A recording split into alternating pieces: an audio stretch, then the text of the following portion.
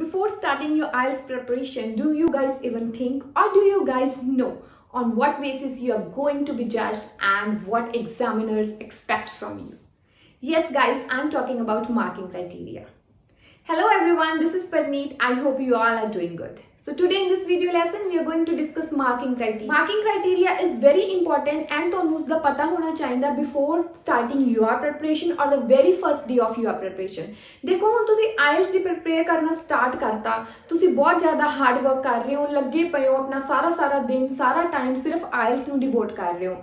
But without knowing ਕਿ ਸਾਨੂੰ examiner ਕਿਸ ਚੀਜ਼ ਲਈ ਜੱਜ ਕਰਨਗੇ ਜਾਂ ਫਿਰ ਮੇਰੇ ਐਸੇ ਦੇ ਵਿੱਚ ਮੇਰੀ ਸਪੀਕਿੰਗ ਦੇ ਵਿੱਚ ਆਹ ਵਾਲੀਆਂ ਚੀਜ਼ਾਂ ਲੈਕਿੰਗ ਨੇ, ਮੈਂ ਉਹਨਾਂ ਨੂੰ ਕਿਸ ਤਰ੍ਹਾਂ ਇੰਪਰੋਵਾਈਜ਼ ਕਰਾਂ. ਸੋ ਡੋਂਟ ਵਰੀ ਗਾਈਜ਼, ਅੱਜ ਆਪਾਂ ਇਹੀ ਡਿਸਕਸ ਕਰਾਂਗੇ. ਸੋ ਗਾਈਜ਼, ਮਾਰਕਿੰਗ ਕ੍ਰਾਈਟੇਰੀਆ ਜੋ ਅੱਜ ਆਪਾਂ ਡਿਸਕਸ ਕਰਾਂਗੇ ਉਹ ਰਾਈਟਿੰਗ ਦੇ ਲਈ ਵੀ ਸੇਮ ਹੈ, ਸਪੀਕਿੰਗ ਦੇ ਲਈ ਵੀ ਸੇਮ ਹੈ, but today will focus completely on the writing module. Writing module ਤੇ ਹੀ ਅੱਜ ਆਪਾਂ ਫੋਕਸ ਕਿਉਂ ਕਰਾਂਗੇ? Because it is the module which most of the students find challenging ਹੈ ਨਾ. ਸਾਨੂੰ ਬਹੁਤ ਚੈਲੰਜਿੰਗ ਲੱਗਦਾ, ਸਾਨੂੰ ਡਿਫਿਕਲਟੀ ਲੱਗਦੀ ਹੈ, ਸਾਨੂੰ ਨਹੀਂ ਪਤਾ ਕਿ ਕੀ ਚੀਜ਼ ਅਸੀਂ ਪਾਈਏ ਤੇ ਕੀ ਚੀਜ਼ ਅਸੀਂ ਉਸਦੇ ਵਿੱਚ ਨਾ ਪਾਈਏ.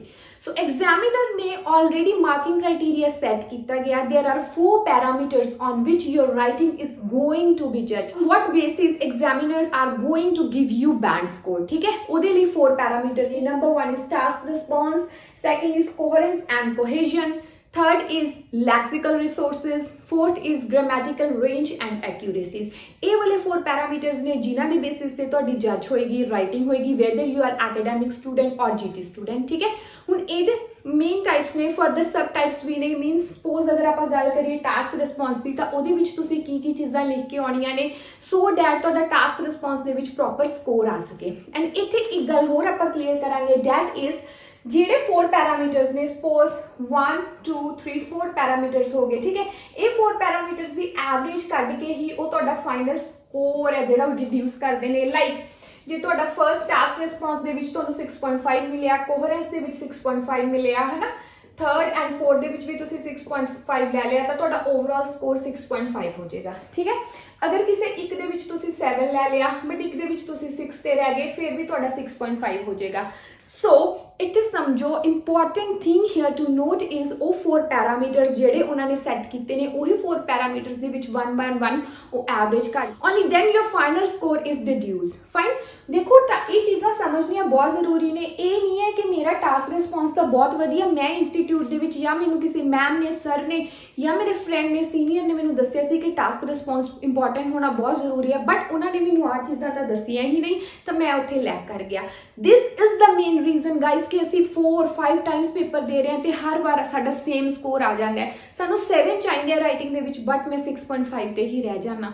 ਮੈਨੂੰ 6.5 ਚਾਹੀਦੇ ਆ ਬਟ ਹਮੇਸ਼ਾ ਮੇਰਾ 6 ਹੀ ਕਿਉਂ ਆ ਰਿਹਾ? ਵਾਈ? ਤੁਸੀਂ ਕਦੇ ਆਪਣੇ ਆਪ ਨੂੰ ਕੁਐਸਚਨ ਕੀਤਾ ਜ਼ਰੂਰ ਹੋਏਗਾ, but I believe most of the students ਨੂੰ ਉਹਦਾ ਆਨਸਰ ਨਹੀਂ ਮਿਲਿਆ ਹੋਏਗਾ. Fine, so without wasting any time let's get started. Number 1 is task response.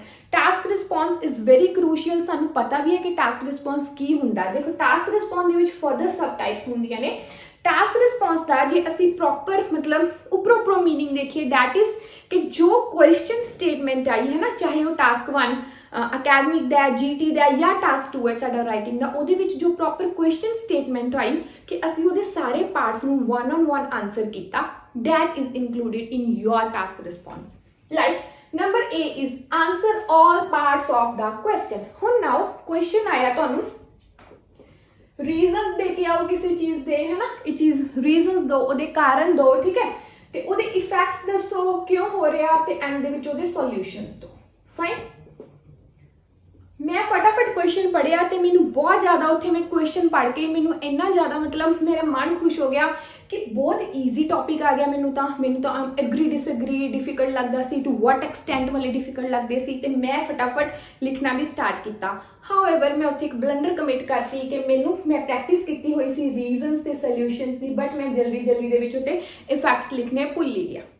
Question statement I, discuss both views and give your opinion. मैं discuss both views पूरा elaborate किया, एक नूं BP1 दे विच कीता, एक नूं BP2 दे विच कीता. हाउएवर मैं उत्थे की गलती कमिट की, मैं ओपीनियन देना ही भुल गई. मैं अपना क्लीयर कट ओपीनियन इंट्रोडक्शन दे विच प्रेजेंट किया ते ना ही ओहदा कोई BP3 कोई होर पैराग्राफ बनाया.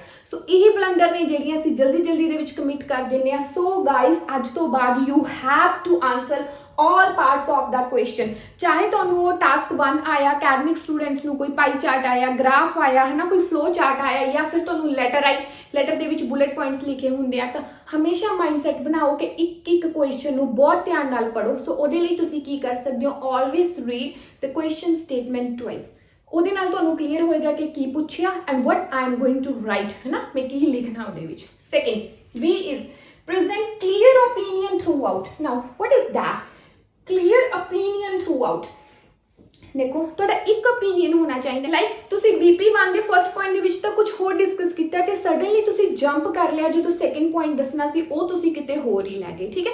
ਮਤਲਬ ਇੱਕ ਫਲੋ ਹੋਣਾ ਚਾਹੀਦਾ, ਇੱਕ ਚੀਜ਼ ਦੇ ਨਾਲ ਦੂਸਰੀ ਚੀਜ਼ ਦਾ ਲਿੰਕ ਹੋਣਾ ਚਾਹੀਦਾ। opinion ਜਿਹੜਾ ਤੁਸੀਂ ਇੰਟਰੋਡਕਸ਼ਨ ਦੇ ਵਿੱਚ ਦਿੱਤਾ, ਥੀਸਿਸ ਦੇ ਵਿੱਚ ਲਿਖਿਆ ਕਿ what I am going to write in BP1 and BP2, ਉਹੀ ਤੁਹਾਡਾ opinion ਕਲੀਅਰ ਕੱਟ ਹੋਣਾ ਚਾਹੀਦਾ ਥਰੂ ਆਊਟ। ਇਹ ਨਹੀਂ ਕਿ BP1 ਦੇ ਵਿੱਚ ਤੁਸੀਂ ਫਰਸਟ ਪੁਆਇੰਟ ਨੂੰ ਕਿਤੇ ਹੋਰ ਹੀ ਲੈ ਗਏ, ਐਗਜ਼ਾਮਪਲ ਵੀ ਤੁਸੀਂ ਕੋਈ ਹੋਰ ਹੀ ਦੇਤੀ, ਇਸ ਤਰ੍ਹਾਂ ਨਹੀਂ ਕਰਨਾ। ਫਾਈਨ।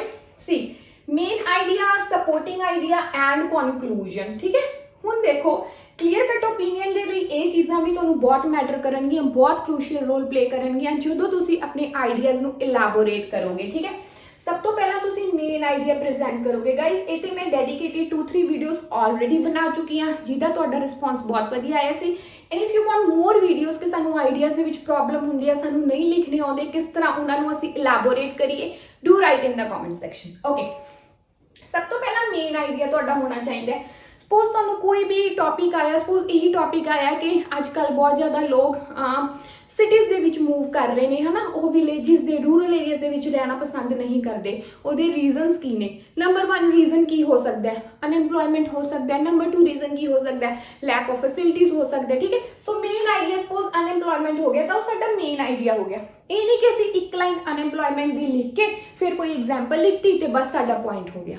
ਹਮੇਸ਼ਾ ਇਹ ਗੱਲ ਤੁਹਾਡੇ ਮਾਈਂਡ ਦੇ ਵਿੱਚ ਹੋਣੀ ਚਾਹੀਦੀ ਹੈ, ਜਦੋਂ ਤੁਸੀਂ ਇਹ ਚੀਜ਼ ਨੂੰ ਐਕਸਪਲੇਨ ਕਰਨਾ, ਮੀਨਸ BPs ਨੂੰ ਲਿਖਣਾ ਹੈ, ਤਾਂ ਤੁਸੀਂ ਇਸ ਤਰ੍ਹਾਂ ਲਿਖਣਾ ਹੈ ਕਿ ਐਗਜ਼ਾਮੀਨਰ ਨੂੰ ਕੁਝ ਨਹੀਂ ਪਤਾ। ਉਹ ਸਾਰਾ ਟੌਪਿਕ ਐਗਜ਼ਾਮੀਨਰ ਨੂੰ ਕਲੀਅਰ ਹੋਏਗਾ ਕਿਸ ਦੇ ਥਰੂ? ਮੇਰੇ BPs ਦੇ ਥਰੂ। ਮੀਨਸ ਮੈਂ ਮੇਨ ਆਈਡੀਆ ਪਹਿਲਾਂ ਦਊਂਗਾ, ਫਿਰ ਮੈਂ ਉਹਨੂੰ ਇਲੈਬੋਰੇਟ ਕਰੂੰਗਾ ਬਾਈ ਗਿਵਿੰਗ ਸਪੋਰਟਿੰਗ ਆਈਡੀਆ। ਫਿਰ ਅਗਰ ਮੇਰੇ ਕੋਲ ਇੱਕ ਵਧੀਆ ਐਗਜ਼ਾਮਪਲ ਹੈ, ਮੈਂ ਐਗਜ਼ਾਮਪਲ ਵੀ ਪ੍ਰੋਵਾਈਡ ਕਰੂੰਗਾ। ਐਂਡ ਗਾइस ਫੇਕ ਐਗਜ਼ਾਮਪਲਸ ਨਾ ਦਿਆ ਕਰੋ, ਆਲਵੇਜ਼ ਗਿਵ ਰੀਅਲ ਐਗਜ਼ਾਮਪਲਸ, ਠੀਕ ਹੈ। ਐਂਡ ਦੇ ਵਿੱਚ ਉਹਨੂੰ ਕਨਕਲੂਡ ਕਰਨਾ ਵੀ ਬਹੁਤ ਜ਼ਰੂਰੀ ਹੈ, ਠੀਕ ਹੈ। ਕਨੈਕਟਰਸ ਲਗਾ ਕੇ ਦਸ, ਹੈਂਸ, ਹੈਂਸਫੋਰਥ, ਦੇਅਰ ਅਪॉन, ਇਹ ਚੀਜ਼ਾਂ ਲਗਾ ਕੇ ਉਹਨੂੰ ਕਨਕਲੂਡ ਵੀ ਕਰੋ। ਮੀਨਸ ਇੱਕ BP ਨੂੰ ਸੇਮ ਵੇ ਸੈਕਿੰਡ ਨੂੰ ਵੀ ਕਰੋ। ਫਾਈਨ। ਇਸ ਤਰੀਕੇ ਨਾਲ ਐਗਜ਼ਾਮੀਨਰ ਦੇ ਮਾਈਂਡ 'ਚ ਕੋਈ ਡਾਊਟ ਨਹੀਂ ਰਹੇਗਾ ਕਿ ਬੱਚਾ ਅੱਗੇ ਕੀ ਲਿਖਣਾ ਚਾਹ ਰਿਹਾ ਸੀ। ਉਹਦੇ ਮਾਈਂਡ 'ਚ ਮੀਨਸ ਪੜ੍ਹਦੇ ਕੋਈ ਕੁਐਸਚਨ ਨਹੀਂ ਆਉਣਾ ਚਾਹੀਦਾ ਕਿ ਇਹਨੇ ਇਹ ਚੀਜ਼ ਇਲੈਬੋਰੇਟ ਕਿਉਂ ਨਹੀਂ ਕੀਤੀ। ਫਿਰ ਤੁਹਾਡਾ 7 ਬੈਂਡ ਦਾ ਸਕੋਰ ਕਿਤੇ ਵੀ ਨਹੀਂ ਗਿਆ। Fine. So I hope past response is clear to you guys. Second is coherence and cohesion. Now what's that coherence and cohesion guys? देखो coherence ਹੁੰਦਾ ਹੈ ਲਿੰਕ ਕਰਨਾ। ਤੁਸੀਂ ਇੱਕ ਪੁਆਇੰਟ ਲਿਖਿਆ, ਉਹਨੂੰ ਦੂਸਰੇ ਦੇ ਨਾਲ ਲਿੰਕ ਕਰਨਾ। ਤੁਸੀਂ ਇੱਕ BP ਲਿਖਿਆ, ਉਹਨੂੰ ਦੂਸਰੇ ਦੇ ਨਾਲ ਲਿੰਕ ਕਰਨਾ ਜੇ ਸੇਮ ਚੀਜ਼ਾਂ ਲਿਖ ਰਹੇ ਹੋ, ਠੀਕ ਹੈ। ਉਹ ਹੁੰਦਾ ਲਿੰਕ ਕਰਨਾ, ਲਿੰਕਿੰਗ ਡਿਵਾਈਸ ਯੂਜ਼ ਕਰਕੇ। ਮੀਨਸ ਤਾਲਮੇਲ ਬਿਠਾਉਣਾ ਕਿਸੇ ਚੀਜ਼ ਦਾ। ਇਹ ਨਹੀਂ ਕਿ ਪਹਿਲਾਂ ਕੁਝ ਹੋਰ ਲਿਖ ਰਹੇ ਹੋ ਫਿਰ ਕਿਤੇ ਹੋਰ ਚਲੇ ਗਏ, ਕੋਈ ਲਿੰਕ ਨਹੀਂ ਹੋ ਰਿਹਾ, ਠੀਕ ਹੈ। ਕਿਸ ਦੀ ਹੈਲਪ ਦੇ ਨਾਲ ਤੁਸੀਂ ਤਾਲਮੇਲ ਬਿਠਾ ਸਕਦੇ ਹੋ? With the help of cohesive devices, cohesion ਦੇ ਨਾਲ। ਫਾਈਨ। ਪੁਆਇੰਟਸ ਦੇਖੋ ਇਸ ਦੇ। Number 1 is paragraphing logically. ਇਹਦੇ ਵਿੱਚ ਬਹੁਤ ਸਿੰਪਲ ਪੁਆਇੰਟਸ ਨੇ। ਪੈਰਾਗ੍ਰਾਫਿੰਗ ਲੌਜੀਕਲੀ ਸਾਨੂੰ ਸਾਰਿਆਂ ਨੂੰ ਪਤਾ ਹੈ, ਪਰ ਫਿਰ ਵੀ ਅਸੀਂ ਕਈ ਵਾਰ ਬਲੰਡਰ ਕਮਿਟ ਕਰ ਦਿੰਦੇ ਹਾਂ। What is this? ਇਹ ਹੁੰਦਾ ਹੈ suppose this is your answer sheet, ਹੈ ਨਾ। ਇੱਧਰ ਵੀ ਉਨੀ ਹੀ ਜਗ੍ਹਾ ਛੱਡਣੀ ਹੈ, ਇੱਧਰ ਵੀ ਉਨੀ ਜਗ੍ਹਾ ਛੱਡਣੀ ਹੈ, ਠੀਕ ਹੈ। ਲੈਫਟ ਰਾਈਟ ਦੋਨੋਂ ਮਾਰਜਨਸ ਤੇ ਇਕੁਅਲ ਹੋਣੇ ਚਾਹੀਦੇ ਨੇ। ਸਪੋਜ਼ ਤੁਸੀਂ ਇੰਟਰੋਡਕਸ਼ਨ ਇੱਥੋਂ ਸਟਾਰਟ ਕੀਤੀ। ਇੰਟਰੋਡਕਸ਼ਨ ਤੁਸੀਂ ਲਿਖੀ 5 to 6 ਲਾਈਨਸ ਦੀ, ਜਾਂ ਲੈਟਸ ਸੇ ਤੁਸੀਂ 40 to 55 ਵਰਡਸ ਲਿਖ ਕੇ ਆਏ। ਤੇ ਜਿੰਨੇ ਤੁਸੀਂ ਇੰਟਰੋਡਕਸ਼ਨ ਦੇ ਵਿੱਚ ਲਿਖ ਕੇ ਆ ਰਹੇ ਹੋ, ਉਹਦੇ ਨਾਲ ਮਿਲਦਾ ਜੁਲਦਾ ਹੀ ਤੁਹਾਡਾ ਕਨਕਲੂਜਨ ਹੋਣਾ ਚਾਹੀਦਾ, ਠੀਕ ਹੈ। ਇਹਦੇ ਵਿੱਚ 40 to 50 ਵਰਡਸ ਹੋ ਸਕਦੇ ਨੇ, ਥੋੜਾ ਬਹੁਤ ਉੱਪਰ ਨੀਚੇ ਹੋ ਸਕਦਾ ਹੈ, ਬਟ ਇਹ ਨਹੀਂ ਕਿ ਉਹ ਤਾਂ ਤੁਸੀਂ 40 to 60 ਵਰਡਸ ਦੀ ਲਿਖਤੀ ਬਟ ਤੁਸੀਂ ਕਨਕਲੂਜਨ ਸਿਰਫ 20 ਵਰਡਸ ਦਾ ਲਿਖਿਆ। ਇਸ ਤਰ੍ਹਾਂ ਨਹੀਂ ਕਰਨਾ। Same goes for the BPs। BP ਤੁਸੀਂ ਸਟਾਰਟ ਕੀਤਾ, ਇਹਦੇ ਵਿੱਚ ਤੁਸੀਂ 12 to 15 ਲਾਈਨਸ ਲਿਖੀਆਂ BP1 ਦੇ ਵਿੱਚ, ਤਾਂ ਤੁਸੀਂ ਸੈਕਿੰਡ ਦੇ ਵਿੱਚ ਵੀ 12 to 13 ਲਿਖ ਦਿਓ, 14 ਲਿਖ ਦਿਓ। ਮੀਨਸ ਥੋੜਾ ਇਕੁਅਲ ਵੇਟੇਜ ਦਾ ਹੋਣਾ ਚਾਹੀਦਾ, ਠੀਕ ਹੈ। ਦੇਖਣ ਨੂੰ ਵੀ ਉਹ ਵਧੀਆ ਲੱਗੇ ਤੇ ਲਿਖਿਆ ਵੀ ਉਸ ਤਰ੍ਹਾਂ ਹੀ ਹੋਵੇ। ਸੈਕਿੰਡ ਇੰਪੋਰਟੈਂਟ ਪੁਆਇੰਟ ਇਜ਼, ਜੇ ਤੁਸੀਂ ਇੰਟਰੋਡਕਸ਼ਨ ਇੱਥੋਂ ਸਟਾਰਟ ਕੀਤੀ की है, BP1 भी इत्थों ही स्टार्ट करोगे, BP2 भी, कंक्लूजन भी, ठीक है। ये नहीं करना कि पैराग्राफ्स बना के स्टार्ट कर रहे हो या फिर इंट्रोडक्शन तो मार्जिन तो स्टार्ट करती बट BP2 का तुसी पैरा बनाता, इस तरह नहीं गाइस करना। ये दिखने भी बहुत गंदा लगता है, बहुत कॉमन चीज है बट ये ब्लंडर कमिट नहीं करना। गाइस एक पैराग्राफिंग लॉजिकली बहुत सिंपल चीज है बट ये ऊपर भी तुहाडा बैंड स्कोर है जिहड़ा वो ये बेसिस ते भी दिता जा रहा है। Fine, so everything is very crucial, हर एक चीज नूं ध्यान नाल समझो कदों आयल स्टार्ट करन तो पहला। Fine, second is use cohesive devices effectively. Now what does it mean? Cohesive devices ਜਦੋਂ ਅਸੀਂ use ਕਰਾਂਗੇ means ਤਾਲਮੇਲ ਬਿਠਾਉਣ ਲਈ, ਲਿੰਕ ਕਰਨ ਲਈ, cohesion ਜਦੋਂ ਅਸੀਂ use ਕਰਾਂਗੇ like transitional verbs, phrases ਜਾਂ verbs ਹੋ ਗਈਆਂ, ਉਹਨਾਂ ਨੂੰ ਤੁਸੀਂ one on one effectively use ਕਰਨਾ means in an accurate manner use ਕਰਨਾ। ਇਹ ਨਹੀਂ ਕਿ ਸਾਨੂੰ ਨਹੀਂ ਪਤਾ ਬਟ ਅਸੀਂ ਉਹਨੂੰ ਗਲਤ use ਕਰ ਰਹੇ ਹਾਂ, ਫਿਰ ਵੀ ਤੁਹਾਡਾ ਬੈਂਡ ਸਕੋਰ ਕੱਟੇਗਾ ਹੀ ਕੱਟੇਗਾ, ਇੱਕ ਪੈਨਲਟੀ ਤੁਹਾਨੂੰ ਮਿਲ ਸਕਦੀ ਹੈ। Next is cohesion should not be faulty or mechanical. Now first understand what is faulty। ਹੁਣ ਦੇਖੋ ਤੁਸੀਂ use ਕਰ ਰਹੇ ਹੋ ਉਹਦੇ ਵਿੱਚ cohesive devices use ਕਰ ਰਹੇ ਹੋ, ਹੈ ਨਾ, cohesion ਦੇ ਲਈ, coherence ਦੇ ਲਈ linking devices use ਕਰ ਰਹੇ ਹੋ, suppose ਤੁਸੀਂ but use ਕਰ ਰਹੇ ਹੋ, while use ਕਰ ਰਹੇ ਹੋ, nevertheless use ਕਰ ਰਹੇ ਹੋ। however ਤੁਹਾਨੂੰ ਇਹ ਨਹੀਂ ਪਤਾ ਕਿ ਉਹਦੀ correct usage ਕੀ ਹੋ ਰਹੀ ਹੈ, ਠੀਕ ਹੈ। use ਕਰਨਾ ਸੀ but ਤੁਸੀਂ ਉੱਥੇ while ਪਾਤਾ ਤਾਂ that is faulty। ਸਾਨੂੰ ਨਹੀਂ ਪਤਾ means ਅਸੀਂ ਉਹ ਚੀਜ਼ use ਕੀਤੀ but ਅਸੀਂ ਉਹਨੂੰ ਗਲਤ attempt ਕੀਤਾ, so that's called faulty। second is mechanical। Now what's mechanical? So you guys always use connectors, है ना, सानू हमेशा किया जाता है कि connectors लिख के आओ, BP1 ਦੇ ਵਿੱਚ 2 to 3, 3 to 4 connectors ਪਾਓ, BP2 ਦੇ ਵਿੱਚ ਵੀ ਪਾਓ, ਬਟ ਸਾਨੂੰ ਨਾਲ ਦੀ ਨਾਲ ਇਹ ਨਹੀਂ ਦੱਸਿਆ ਜਾਂਦਾ ਕਿ ਕਿਹੜੇ connectors use ਕਰੋ, है ना, ਜਾਂ ਫਿਰ ਪੋਜ਼ਿਟਿਵਲੀ ਕਿਹੜੇ connectors ਹੁੰਦੇ ਆ, ਨੈਗੇਟਿਵਲੀ ਕਿਹੜੇ ਹੁੰਦੇ ਆ, ਕੰਟਰਾਡਿਕਟਲੀ ਕਿਹੜੇ ਹੁੰਦੇ ਆ। Guys there is a list of connectors, ਤੁਸੀਂ ਉਹ ਉਹਦੇ ਅਕੋਰਡਿੰਗ ਲਈ ਹੀ यूज ਕਰੋ, ਠੀਕ ਹੈ। ਲਾਈਕ ਸਪੋਜ਼ ਤੁਸੀਂ BP1 ਲਿਖਿਆ, BP1 ਤੁਸੀਂ ਬਹੁਤ ਵਧੀਆ ਲਿਖਿਆ, ਠੀਕ ਹੈ, ਪ੍ਰੋਪਰ ਐਕਸਪਲੇਨ ਕੀਤਾ, main idea, supporting idea, example and end ਦੇ ਵਿੱਚ ਕਨਕਲੂਡ ਵੀ ਕੀਤਾ। ਹਾਊਐਵਰ ਤੁਸੀਂ ਸਟਾਰਟ ਕਰਨ ਦੇ ਲਈ ਆਪਣਾ ਮੇਨ ਆਈਡੀਆ ਤੁਸੀਂ ਫਰਸਟਲੀ ਯੂਜ਼ ਕਰਤਾ, ਠੀਕ ਹੈ, ਸੈਕੰਡਲੀ ਤੁਸੀਂ ਸੈਕੰਡਲੀ ਯੂਜ਼ ਕਰ ਰਹੇ ਹੋ, ਥਰਡਲੀ ਤੁਸੀਂ ਥਰਡਲੀ ਯੂਜ਼ ਕਰ ਰਹੇ ਹੋ। ਇਟਸ ਕਾਲਡ ਮਕੈਨੀਕਲ ਐਰਰ, ਠੀਕ ਹੈ। ਸਾਨੂੰ ਪਤਾ ਹੈ ਇਹ ਚੀਜ਼, ਮਤਲਬ ਸਾਨੂੰ ਪਤਾ ਹੈ ਪਰ ਜਾਣ ਬੁੱਝ ਕੇ ਅਸੀਂ ਕਰ ਰਹੇ ਹਾਂ, ਜਾਂ ਫਿਰ ਮੇਰੇ ਤੋਂ ਹੋ ਗਿਆ, ਮੈਨੂੰ ਪਤਾ ਹੈ ਇਹਦੀ ਜਗ੍ਹਾ ਹੋਰ ਵੀ ਬਹੁਤ ਵਧੀਆ ਕਨੈਕਟਰਸ ਨੇ to commence with, apart from this, beside this, further more over, ਇਹ ਤਾਂ ਸਾਰਿਆਂ ਨੂੰ ਪਤਾ। ਸੋ ਇਹ ਚੀਜ਼ਾਂ ਨਾ ਯੂਜ਼ ਕਰੋ, ਠੀਕ ਹੈ, ਇਹਦੀ ਜਗ੍ਹਾ ਦੂਸਰੇ ਕਨੈਕਟਰਸ, ਲਿੰਕਿੰਗ ਡਿਵਾਈਸ ਯੂਜ਼ ਕਰੋ। Fourth is use clear referencing। Now clear referencing the meaning ਹੁੰਦਾ ਹੈ countable and uncountable ਚੀਜ਼ਾਂ ਦਾ ਡਿਫਰੈਂਸ ਤੁਹਾਨੂੰ ਕਲੀਅਰ ਹੋਣਾ ਚਾਹੀਦਾ, ਤੁਹਾਨੂੰ ਪਤਾ ਹੋਣਾ ਚਾਹੀਦਾ ਕਿੱਥੇ this ਯੂਜ਼ ਹੋਏਗਾ, ਕਿੱਥੇ these ਯੂਜ਼ ਹੋਏਗਾ, ਕਿੱਥੇ they ਯੂਜ਼ ਹੋਏਗਾ, ਕਿੱਥੇ them, ਕਿੱਥੇ those, ਠੀਕ ਹੈ। ਤਾਂ ਉਹਦੇ ਵਿੱਚ ਤੁਸੀਂ ਕਨਫਿਊਜ਼ਨ ਨਹੀਂ ਕਰਨੀ। So third is lexical resource. Now lexical resource ਦੇ ਵਿੱਚ ਕੀ ਚੀਜ਼ਾਂ ਹੁੰਦੀਆਂ ਨੇ? ਨੰਬਰ 1 ਇਹ is sufficient range of vocabulary. ਹੁਣ ਦੇਖੋ ਗਾਈਜ਼, ਇਹ ਅਸੀਂ ਸਟਾਰਟਿੰਗ ਤੋਂ ਹੀ ਸਾਨੂੰ ਪਤਾ ਹੁੰਦਾ, ਚਾਹੇ ਕਿਸੇ ਨੇ ਪੇਪਰ ਦਿੱਤਾ ਹੈ ਚਾਹੇ ਨਹੀਂ ਦਿੱਤਾ, ਫਸਟ ਟਾਈਮ ਅਟੈਂਪਟ ਕਰ ਰਿਹਾ, ਸੈਕਿੰਡ ਥਰਡ ਟਾਈਮ ਕਰ ਰਿਹਾ, ਕਿ ਸਾਨੂੰ ਵੋਕੈਬਲਰੀ ਵਧੀਆ ਯੂਜ਼ ਕਰਨੀ ਹੀ ਪਏਗੀ। ਨਾਓ if you could not use wide range of vocabulary ਤਾਂ ਤੁਹਾਡੇ ਐਸੇ ਦੇ ਵਿੱਚ at least there should be good range of vocabulary, ਹੈ ਨਾ, sufficient। ਬਹੁਤ ਜ਼ਿਆਦਾ vocabulary ਉਹ ਚਾਹੁੰਦੇ ਵੀ ਨਹੀਂ ਕਿ ਤੁਸੀਂ ਇੰਨੀ vocabulary ਲਿਖ ਦਿਓ। ਐਂਡ ਯੈਸ, ਇੱਥੇ ਇੱਕ ਚੀਜ਼ ਹੋਰ ਬਹੁਤ ਇੰਪੋਰਟੈਂਟ ਹੈ ਨੋਟ ਕਰਨ ਵਾਲੀ, ਕਿ ਗਲਤ ਯੂਜ਼ ਨਾ ਕਰੋ। ਅਗਰ ਤੁਹਾਨੂੰ ਲੱਗਦਾ ਹੈ ਕੋਈ ਤੁਹਾਨੂੰ vocabulary word ਆਉਂਦਾ ਹੈ, ਤੁਸੀਂ ਸਿੱਖਿਆ ਹੈ ਨਾ, ਬਟ ਤੁਸੀਂ ਫਾਈਨਲ ਐਗਜ਼ਾਮ ਦੇ ਵਿੱਚ ਨਰਵਸ ਹੋ, ਤਾਂ ਉੱਥੇ ਤੁਹਾਨੂੰ ਨਹੀਂ ਪਤਾ ਲੱਗ ਰਿਹਾ ਕਿ ਉਹਦੀ ਐਗਜ਼ੈਕਟ ਯੂਜ਼ੇਜ ਉਹ ਕੰਪੈਟੀਬਲ ਹੈ ਸੈਂਟੈਂਸ ਦੇ ਵਿੱਚ ਯੂਜ਼ ਕਰਨ ਲਈ ਜਾਂ ਨਹੀਂ, ਤਾਂ ਤੁਸੀਂ ਕਨਫਿਊਜ਼ ਹੋ ਤਾਂ ਨਾ यूज करो। या फिर तुहानू कंफ्यूजन है स्पैलिंग्स दे विच कि स्पैलिंग्स गलत तो नहीं हो जाएंगे अगर ए वाला वर्ड यूज करूंगा, उन्हें ना यूज करो। Then it's always better to use simple ones, है ना, सिंपल वर्ड्स तुसी यूज करो। बट अगर कर सकते हो गुड रेंज ऑफ वोकैबुलरी तो होनी ही होनी चाहिए, वेदर इट्स योर राइटिंग और speaking module. Clear? Second is there should be few spelling errors। So अगर spelling errors 1 या 2 ਹੁੰਦੀਆਂ ਨੇ, ਐਗਜ਼ਾਮੀਨਰਸ ਉਹਨੂੰ ਕੰਸੀਡਰ ਕਰ ਲੈਂਦੇ ਆ, ਬੈਂਡ ਸਕੋਰ ਨਹੀਂ ਵੀ ਡਿਡਕਟ ਹੁੰਦਾ, ਠੀਕ ਹੈ। ਬਟ ਅਗਰ ਉੱਥੇ ਬਹੁਤ ਜ਼ਿਆਦਾ ਸਪੈਲਿੰਗਸ ਐਰਰ ਨੇ, ਤੁਸੀਂ ਹਰ ਇੱਕ ਪੈਰਾਗ੍ਰਾਫ ਦੇ ਵਿੱਚ ਇੰਟਰੋਡਕਸ਼ਨ ਹੈ ਚਾਹੇ ਤੁਹਾਡਾ ਕਨਕਲੂਜਨ ਹੈ 3-4 ਸਪੈਲਿੰਗ ਐਰਰਸ ਕਰ ਰਹੇ ਹੋ, ਦੈਨ ਗਾਈਜ਼ ਤੁਹਾਡਾ band score, desired band score ਤਾਂ ਕਦੇ ਵੀ ਨਹੀਂ ਆਏਗਾ, ਤੁਹਾਨੂੰ ਪੈਨਲਟੀ ਮਿਲੇਗੀ। ਸਟਾਰਟਿੰਗ ਤੋਂ ਹੀ ਤੁਸੀਂ ਕੀ ਕਰ ਸਕਦੇ ਹੋ, ਵੋਕੈਬਲਰੀ ਐਂਡ ਸਪੈਲਿੰਗਸ ਦੀਆਂ ਸੈਪਰੇਟ ਨੋਟਬੁੱਕਸ ਲਗਾ ਸਕਦੇ ਹੋ। ਇਸੇ ਤਰੀਕੇ ਨਾਲ ਤੁਹਾਡੀ ਪ੍ਰੈਕਟਿਸ ਹੋਏਗੀ। ਜਿਹੜੇ ਸਪੈਲਿੰਗਸ गलत ने उन्होंने हमेशा एवरी डे 5 to 5 है ना, 5 टाइम्स उन्होंने प्रैक्टिस करो। वोकेबलरी वर्ड्स की जिमें जिमें लिस्ट बनती जा रही है, ये नहीं कि मैं संडे ਨੂੰ ही बैठ के ਉਹਦੀ प्रैक्टिस करूंगा, नहीं, बहुत जरूरी है रेगुलर बेसिस से प्रैक्टिस करना जरूरी है। इस तरीके नाल ही उन्हों की इंप्रोवाइजेशन होएगी, ठीक है। C is avoid repetition, it's a very important step, ठीक है। नाउ देखो क्वेश्चन स्टेटमेंट जो आई ਉਹਨੂੰ ਤਾਂ ਤੁਸੀਂ ਸੋਚ ਲਓ ਕਿ ਮੈਂ ਉਹਦੇ ਵਾਲੇ ਵਰਡਸ ਤਾਂ ਕਦੇ ਵੀ ਰਿਪੀਟ ਨਹੀਂ ਕਰਨੇ। ਕੁਐਸਚਨ ਦੇ ਵਿੱਚ ਥਿੰਕ ਆਇਆ ਜਾਂ ਫਿਰ ਬਿਲੀਵ ਆਇਆ, ਉਹ ਵਰਡਸ ਤਾਂ ਐਟਲੀਸਟ ਮੇਰੀ ਇੰਟਰੋਡਕਸ਼ਨ ਤੇ BP1 ਦੇ ਵਿੱਚ ਤਾਂ ਰਿਪੀਟ ਨਾ ਹੋਣ।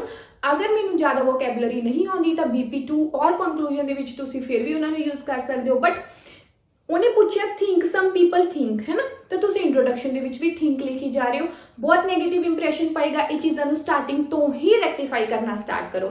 ਕੁਐਸਚਨ ਸਟੇਟਮੈਂਟ ਨੂੰ ਕਦੇ ਵੀ ਰਿਪੀਟ ਨਾ ਕਰੋ। ਐਂਡ ਜਦੋਂ ਵੀ ਤੁਸੀਂ ਪੈਰਾਫਰੇਜ਼ਿੰਗ ਕਰਦੇ ਹੋ ਹਮੇਸ਼ਾ ਉੱਥੇ ਪੈਸਿਵ ਸਟੇਟਮੈਂਟ ਯੂਜ਼ ਕਰੋ। ਜਦੋਂ ਪੈਸਿਵ ਸਟੇਟਮੈਂਟ ਯੂਜ਼ ਕਰੋਗੇ it will definitely work and ਤੁਹਾਡਾ 7 ਸਕੋਰ ਕਿਤੇ ਵੀ ਨਹੀਂ ਗਿਆ ਜਦੋਂ ਤੁਸੀਂ ਪੈਸਿਵ ਸਟੇਟਮੈਂਟ ਯੂਜ਼ ਕਰਕੇ ਵਧੀਆ ਸਟਰਕਚਰਸ ਪਾ ਕੇ ਆਓਗੇ। ਫਾਈਨ।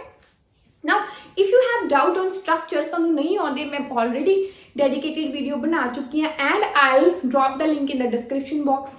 Do check it. ਬਹੁਤ important role play ਕਰਦਾ and ਤੁਹਾਡੀ writing ਨੂੰ ਇੱਥੋਂ ਇੱਥੇ ਲੈ ਕੇ ਜਾਏਗਾ, I promise. Fourth is, last one is grammatical range and accuracy. So as the name suggests, grammar ਤੁਹਾਡੀ ਠੀਕ ਹੋਣੀ ਚਾਹੀਦੀ ਹੈ, ਠੀਕ ਹੈ। Variety of complex structure, there should be variety. ਇਹ ਨਹੀਂ ਕਿ ਹਮੇਸ਼ਾ BP1 BP2 ਦੇ ਵਿੱਚ simple sentences ਲਿਖੀ ਜਾ ਰਹੇ ਹੋ, ਉਹਦੇ ਨਾਲ 5.56 ਵੀ ਆ ਸਕਦੇ ਨੇ ਬਟ 6.57 7.5 ਕਦੇ ਵੀ ਨਹੀਂ ਆਉਣਗੇ। वर्क करो अपने सेंटेंस स्ट्रक्चर्स पे, कंपाउंड नहीं यूज कर सकते एटलीस्ट कॉम्प्लेक्स यूज करके आओ, conditional first conditional sentence use करके आओ, ठीक है। तो वैरायटी ते अपनी ते फोकस करो, वो चीज़ां लैके आओ। वैरायटी एग्जामिनर नूं भी पढ़ते इंटरस्ट बने, एग्जामिनर नूं भी पता लगे कि बच्चे ने इत्थों पहला सिंपल यूज किया सी फिर वो एकदम कंप्लैक्स से आ गया, BP2 दे विच उहने कंडीशनल यूज किया, है ना। ये चीज़ां बहुत गुड इंप्रैशन तुहाडा बनाउणगियां। Second is punctuation. Guys, punctuation is the backbone of any essay, है ना, या टास्क 1 लेटर राइटिंग है या फिर ग्राफ्स दी या फ्लो चार्ट लिख रहे हो। पंक्चुएशन ਨੂੰ ਨਾ ਅਸੀਂ ਬਹੁਤ ਲਾਈਟਲੀ ਲੈ ਲੈਂਦੇ ਹਾਂ। ਮੈਂ ਬਹੁਤ ਜ਼ਿਆਦਾ ਸਟੂਡੈਂਟਸ ਨੂੰ ਐਨਕਾਊਂਟਰ ਕੀਤਾ ਹੈ ਨਾ। ਦੇਖੋ ਪੰਕਚੁਏਸ਼ਨ ਇਹੀ ਨਹੀਂ ਹੁੰਦਾ ਕਿ ਲਾਈਨ ਖਤਮ ਹੋਈ ਤੇ ਅਸੀਂ ਫੁੱਲ ਸਟਾਪ ਪਾਇਆ, ਨੈਕਸਟ ਵਰਡ ਸਾਡਾ ਕੈਪੀਟਲ ਹੋਣਾ ਚਾਹੀਦਾ ਹੈ। ਇਹੀ ਪੰਕਚੁਏਸ਼ਨ ਨਹੀਂ ਹੈ। ਤੁਹਾਨੂੰ ਪਤਾ ਹੋਣਾ ਚਾਹੀਦਾ ਕਿੱਥੇ ਕੋਮਾ ਆਏਗਾ, ਕਿੱਥੇ ਸੈਮੀਕੋਲਨ, ਕੋਈ ਚੀਜ਼ ਇਨਵਰਟਿਡ ਕੋਮਾਸ ਦੇ ਵਿੱਚ ਤਾਂ ਨਹੀਂ ਪਾਉਣੀ, ਹੈ ਨਾ। ਜਾਂ ਫਿਰ ਸਪੋਜ਼ ਤੁਸੀਂ ਕਨੈਕਟਰਸ ਨੂੰ ਇਨ ਬਿਟਵੀਨ ਸੈਂਟੈਂਸਿਸ ਯੂਜ਼ ਕਰ ਰਹੇ ਹੋ, ਅੱਗੇ ਪਿੱਛੇ ਕੋਮਾ ਹੋਣਾ ਚਾਹੀਦਾ ਜਾਂ ਸੈਮੀਕੋਲਨ ਹੋਣਾ ਚਾਹੀਦਾ। ਇਹ ਚੀਜ਼ਾਂ ਬਹੁਤ ਇੰਪੋਰਟੈਂਟ ਰੋਲ ਪਲੇ ਕਰਦੀਆਂ ਨੇ। ਵਰਕ ਕਰੋ ਔਨ ਯੋਰ ਪੰਕਚੁਏਸ਼ਨ ਫਰੋਮ ਦ ਡੇ 1, ਠੀਕ ਹੈ।